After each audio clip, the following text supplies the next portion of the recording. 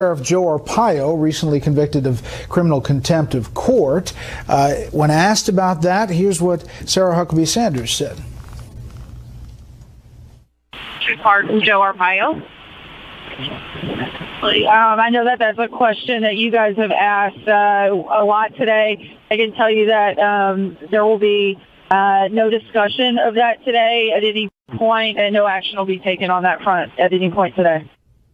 At any point today. Let's bring in our panel. Steve Hayes, editor-in-chief of the Weekly Standard. Catherine Lucy, White House reporter for the Associated Press.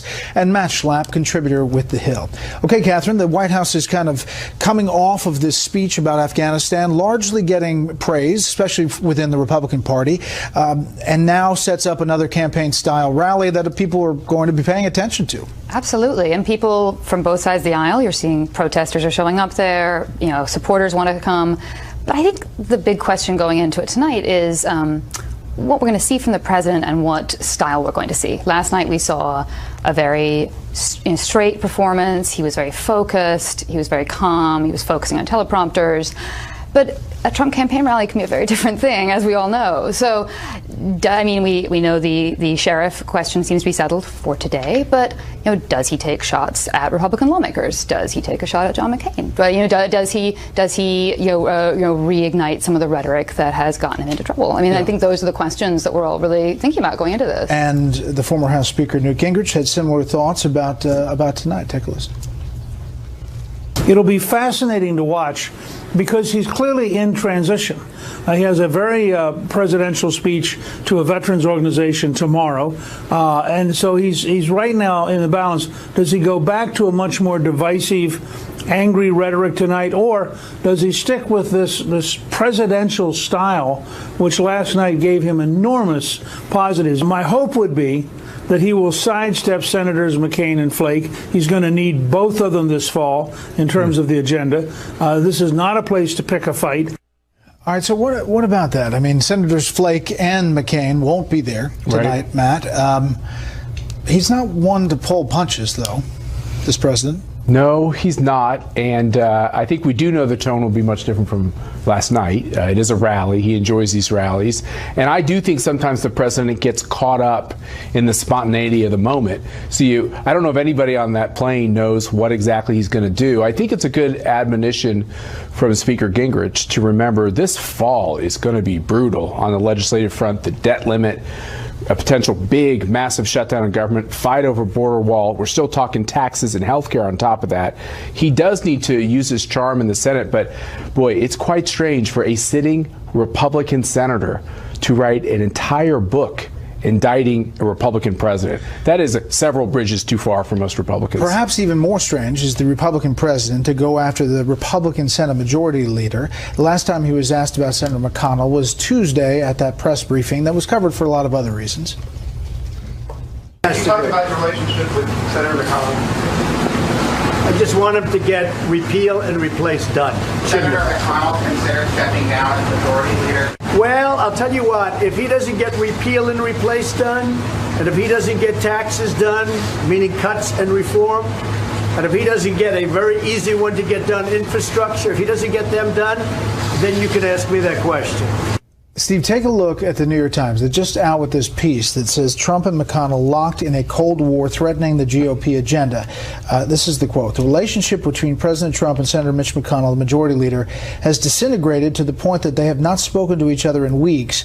And Mr. McConnell has privately expressed uncertainty that Mr. Trump will be able to salvage his administration after a series of summer crises. What was once an uneasy governing alliance has curdled into a feud of mutual resentment and sometimes outright hostility, complicated by the position of Mr. McConnell's wife, Elaine Chao, in Mr. Trump's cabinet, according to more than a dozen people briefed on their imperiled partnership.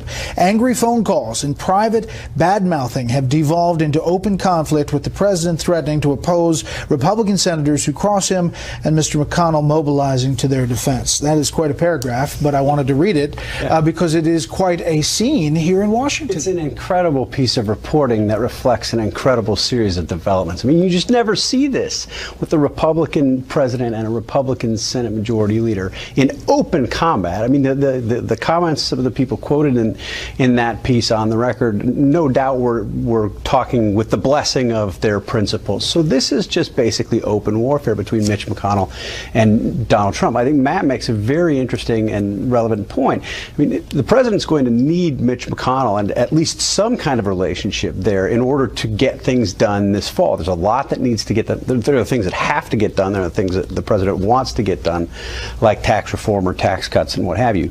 I think the big question tonight is, does the president see this article? Almost certainly. Does he react to it in an extemporaneous way as he's talking tonight? Does he take shots at Jeff Flake? Does he take shots at John McCain? And laying sort of behind all of this is the president's praise for Steve Bannon, his tweet about Steve Bannon going back to Breitbart News and how effective Breitbart is likely to be with Steve Bannon back at the helm.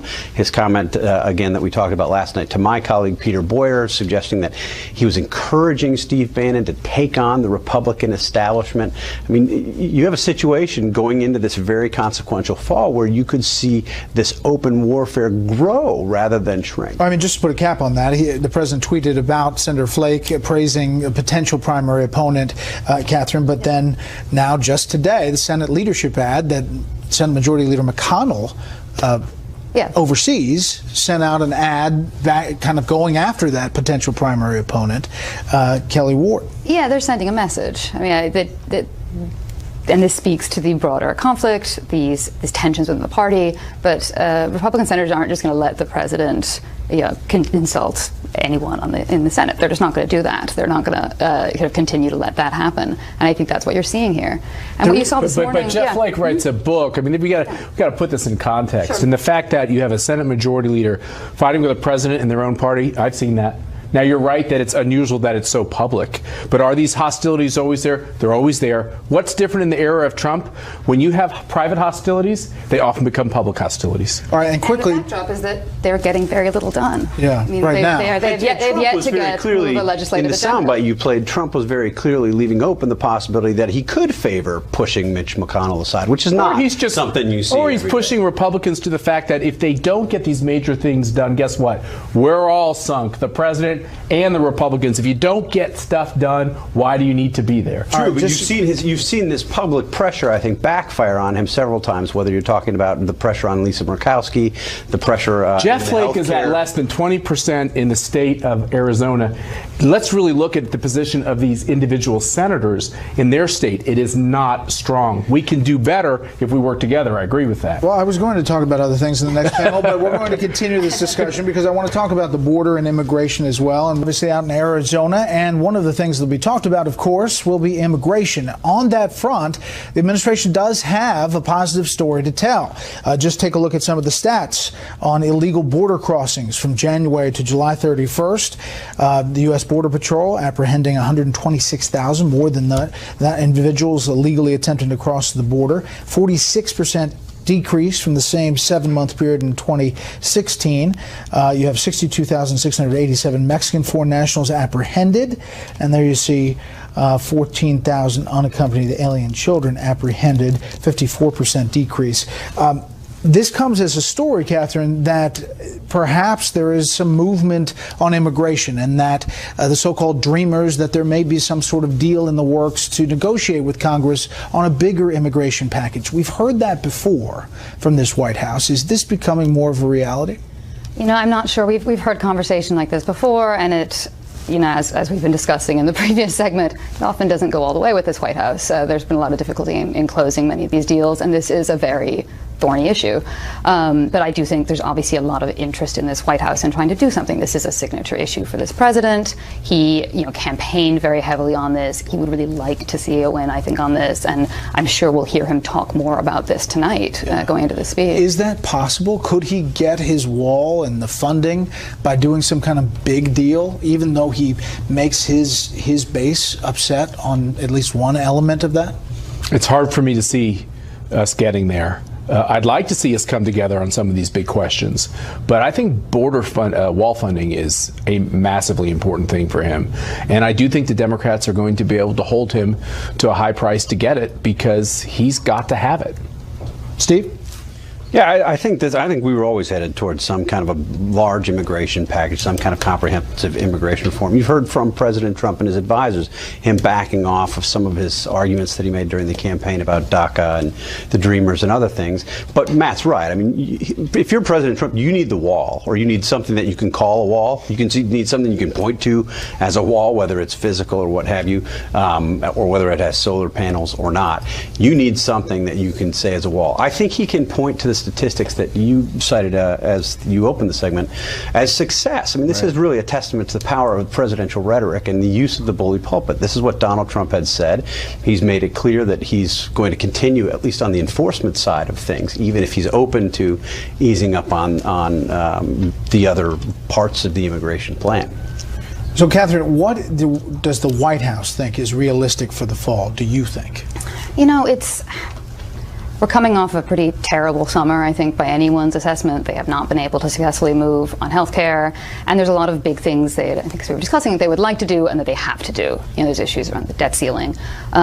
They would really like to do something on taxes. I mean, I think that's something the president has been talking about. There are people working on it. I think that some kind of tax reform package is something they would really like to see momentum on.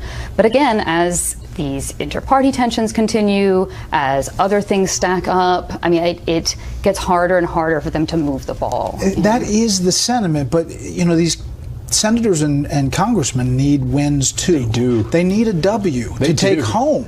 I mean, look, we've got the House, the Senate, the White House. Under that scenario, even though you don't have 60 Republican senators, it's simply not acceptable to go back to the voters and say, hey, we tried really hard. I mean, the fact is this, it's a dysfunctional body, especially the United States Senate. It doesn't really do legislation unless it's must pass. So I predict that they won't get anything done until it's must pass. What's must pass always comes down to the budget. So at the end of the year, much of this could be wrapped up into one piece of legislation that handles the budget questions and actually cuts taxes. And I'm still hopeful we'll do something on health care. And then we come full circle to the guy who will make all that happen, Mitch McConnell, who is the guy that can kind of string together the House and the Senate in at least what he's done in the past, logistically, to kind of form that major package if there is one.